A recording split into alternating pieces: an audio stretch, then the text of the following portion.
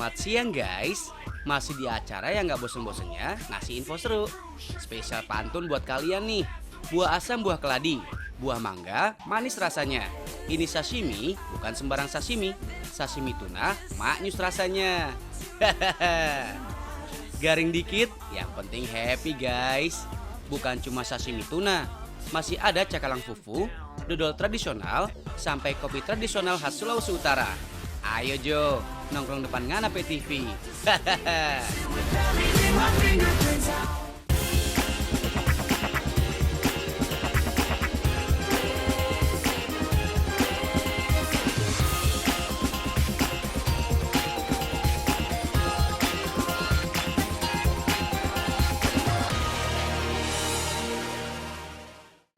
Jam lo bagus deh. Iya nih, baru beli. By the way, lihat deh jam gue. Kemarin sempat lihat postingan gue di Instagram. Iya, itu gimana sih? Nah, liburan kemarin ke Amerika kan. Ini tuh kalau nggak salah 3 apal cuman 5 gitu di dunia. Oh ya?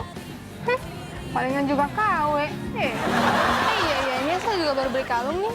Oh iya. Waktu liburan kemarin ke Itali. Oh gitu, bagus. Iya nih, kalau nggak salah ya 5 atau 10 gitu sih. Tapi ya masih bagusan jam lo itu sih. Oh, bisa aja lo. Bagus loh kalungnya. Bagus kan? Keren. Tapi jam gue bener keren kan? Ya makanya tetap aja tuh KW. Guys, feeling ojek nggak enak deh. Teman ojek ini kayak peribahasa. Itu tuh, di luar merah, di dalam pahit. Kalian tahu nggak artinya apa? Nah, kalau kalian pengen tahu, coba deh disimak baik-baik episode kali ini. Di salah satu liputannya yang udah disiapin sama teman-teman dari tim Tahu Nggak Sih, salah satu yang ngebahas peribahasa yang tadi. Ya udah, lihat ya, spesial buat kamu. Iya, kamu.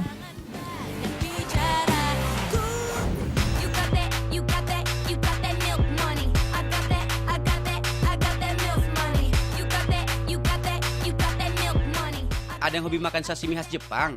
Sashimi berisi ikan mentah segar dengan cuka khas Jepang. Biasanya yang dipakai salmon dan tuna ya. Sebenarnya guys, arti sashimi luas loh. Sashimi berarti menikmati apa aja yang mentah-mentah. So, nggak cuma daging ikan aja tuh. Balik lagi ke tuna ya guys. Di Kota Bitung, Sulawesi Utara, banyak banget pabrik pengolahan daging tuna. Ikan tuna yang diolah di pabrik super duper jumbo guys. Beratnya minimal 35 kg tuh. Bahkan beberapa ikan beratnya 40 hingga 60 kg. Segede manusia dewasa gitu deh guys. Ikan-ikan dari nelayan harus langsung diolah. Soalnya untuk jadi sashimi, ikan harus benar-benar seger tuh. Begitu sampai pabrik, ikan dibersihkan. Bagian luarnya aja guys. Kalau isi perut, biasanya sih udah dibersihkan sebelum dibawa ke pabrik. Untuk membuat sashimi tuna, dagingnya aja yang dipakai. Makanya, bagian kepala dan ekor langsung dipisahin. Jangan jauh-jauh misahinnya, nanti kangen loh. Kepala dan ekor nggak dibuang kok, masih bisa dimanfaatkan. Bagian pipinya laris manis buat kuliner lokal. Kuliner rang tuna juga lagi booming banget di daerah Bitung guys. Bagian tulang kepala, ekor, kulit, sampai durinya juga masih ada yang nyari tuh. Biasanya mereka mengolah limbah tuna jadi makanan ikan. Nggak ada yang kebuang percuma deh jadinya.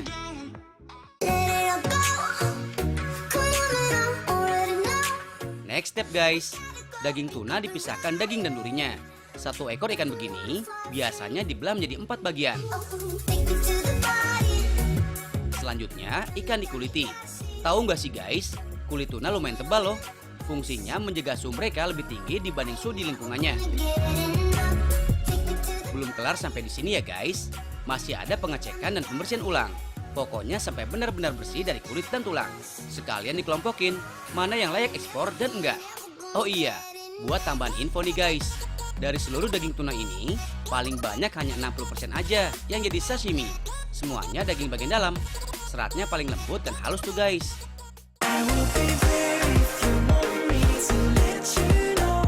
Masih soal tuna nih guys. Yang ini sih lebih kecil ya. Tuna dan saudara sebangsa setanah airnya, si cakalang. Bisa dijadiin cakalang fufu. Ada yang tahu apa itu? Ngelamun aja. Ngelamunin apa sih? Enggak sih, cuman lari sendiri. Jadi ya Oh, kesepian. Ah. Waduh. Saya juga sama, beda sendiri, Mas. Sendiri itu gak enak ya. ya bener. Tapi Banget. saya nggak mau curhat sih. Saya mau nanya, tahu nggak sih apa itu cakalang fufu? Apaan tuh baru pertama coba? kali? Baru denger? Iya. Cakalang fufu. Cakalang fufu. Kira-kira apa coba? Mobil. Oh, mobil. Mobil asal buatan mana? Zimbabwe kali. Zimbabwe. Cakalang fufu adalah mobil buatan Zimbabwe. Enye tu enwe uboni osas. Yang kebanyakan sendiri ya. Jadi ngaco tuh. Tahu nggak sih apa itu cakalang fufu? Cakalang fufu. Cakalang fufu itu nama ikan. Ikan. Oke, cakalang fufu ikan. Ikan yang kayak gimana? Digoreng atau Digoreng. Digoreng ya?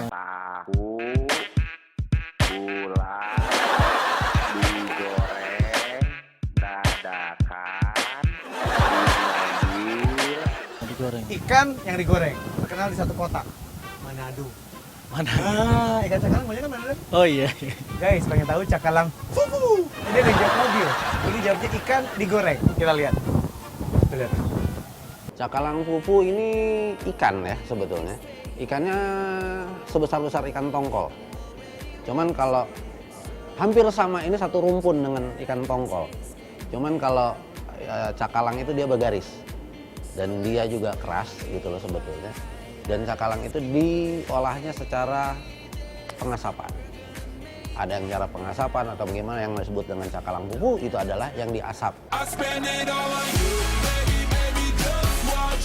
Itu guys, intinya fufu adalah pengasapan yang dilakukan pada daging ikan atau lainnya. Ini nih guys, cara bikin cakalang fufu. Ikan-ikan ini didatangin dari pengepul atau nelayan. Bersihkan bagian perutnya. Setelah itu, belah jadi dua bagian. Pada pengasapan ikan cakalang, kalian akan akrab dengan bambu-bambu kayak gini guys. Dialah yang jadi penyokong cakalang. Sepotong cakalang butuh bambu berukuran lebih besar untuk bagian tengah. Terus dikuatin dengan beberapa potongan bambu kecil gini nih. Nah, kalau udah gini kan, semua permukaan pasti kena asap. Berikutnya, susun di atas tempat pengasapan guys. Bahan pengasapan bisa kayu atau lainnya ya. Kalau ini sih pakai sabut kelapa. Asapnya lumayan banyak tuh. Bagus deh buat pengasapan. Oh iya guys, masih ingat kenapa pengasapan bikin ikan awet? Saat diasapi, daging ikan lebih kering guys. Asap mengandung asam asetat, alkohol, aldehid, keton asam formiat, sampai fenol. Nah, unsur-unsur kimia tadi berperan sebagai disinfektan yang menghambat pertemuan mikroorganisme. Bisa menghambat pembusukan deh. Itu tuh yang bikin awet. Bisa tahan sekitar seminggu loh guys. Iya, pewarnaan pada daging gak ngaruh ke pengawetan ya. Itu hanya membuat ikan terlihat segar dan menarik. Warna kecoklatan setelah diasapkan kurang catchy ya guys. Kalau meruna gini kan gigi tebel, bikin pengen langsung makan kan? Oh iya, cakalang fufu atau asap dijual Rp35.000 sampai Rp60.000 per ikat.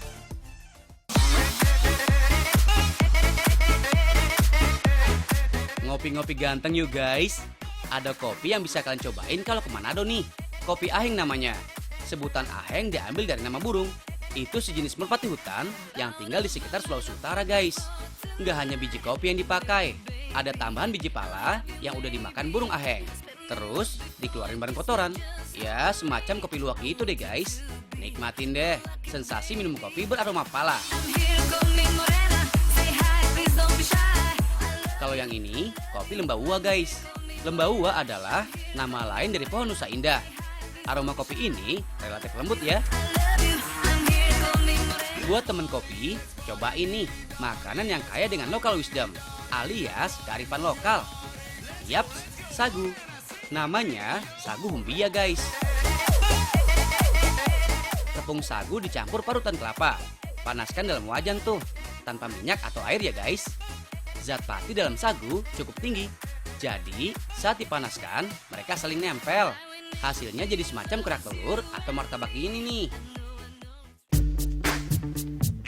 Kalau yang ini namanya sagu ubi guys.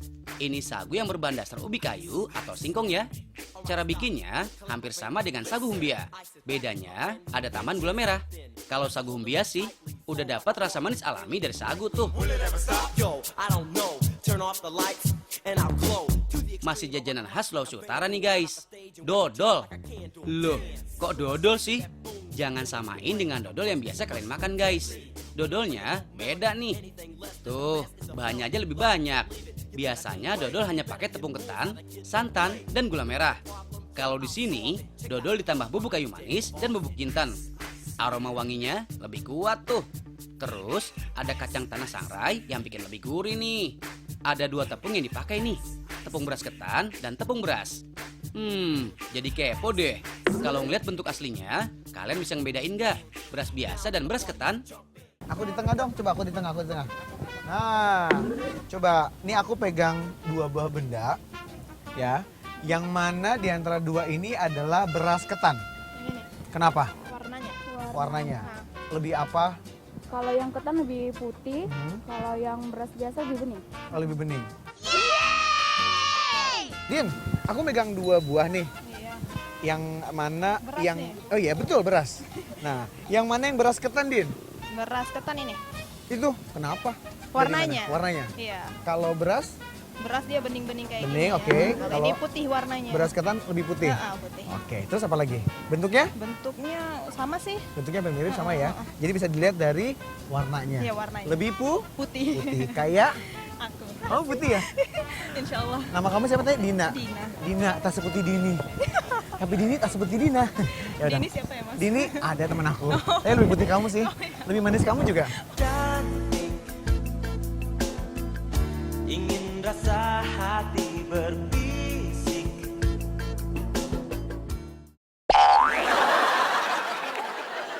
Kalau misalkan secara kasat mata itu hampir sama ya. Yang namanya beras sama ketan. Tapi di sini ketan itu terlihat lebih putih atau kan ketan itu juga terbagi ada ketan hitam, ada ketan putih ya. Nah tapi kalau misalkan beras itu juga ada terbagi juga, ada beras kepala, ada yang lain-lain. Cuman warnanya beras itu akan lebih bening dibanding ketan. Warna putih pada beras ketan lebih mencolok ya guys. Itu karena kandungan gluten atau zat pati yang lebih banyak dibanding beras biasa. Lanjutin yuk bikin dodolnya. Penggunaan kedua bahan tepung untuk membuat tekstur dodol lebih padat. Kalau cuma pakai tepung ketan, teksturnya bakal lebih lembek dan lengket. Bikin adonan gula merah cair, santan, dan campuran 2 tepung tadi. Baru deh, masukin bubuk kayu manis dan bubuk jintan. Tambahin kacang tanah sangrai. Sama kayak dodol lainnya, butuh waktu yang panjang dan lama. Dan harus diaduk terus-menerus. Oh iya guys, minyak yang dipakai lumayan banyak ya. Katanya sih, ini rahasianya biar lebih ringan mengaduk. Jangan khawatir soal minyak yang banyak guys. Saat matang, minyak akan bisa sendiri tuh. Bisa dituang lagi dan tetap bersih minyaknya. Masih bisa dipakai untuk bikin dodol berikutnya deh. Sabar pemirsa, belum selesai nih. Dodol harus dikemas. Biasanya dodol dikemas kertas atau langsung dipotong-potong aja. Kalau ini dibungkus pakai daun woka alias lontar. Ini bisa menambah aroma khas dodol guys. Sekepal dodol dibungkus daun lontar ya. Lalu ikat kedua ujungnya. Tinggal digantung deh di depan rumah atau warung. Menggantung dodol kayak gini bisa menarik perhatian pembeli nih guys. Nggak hanya itu, minyak yang tersisa bisa keluar semua. Di suhu ruang, dodol bisa tahan lebih dari 1 bulan. Kalau disimpan dalam kulkas, lebih dari 3 bulan ya. Kalau kata orang sini, semakin lama, semakin keras, semakin enak juga. Semakin sadap, Jo. Konser dangdut itu asik jogetannya, apalagi kalau ditambah nyawer. Setelah ini, ada yang merah dan manis rasanya. Makanya, don't go anywhere. Stay tune ya guys. Boleh nanya sebentar? Bang, pengen badan kayak gitu gimana sih, Bang?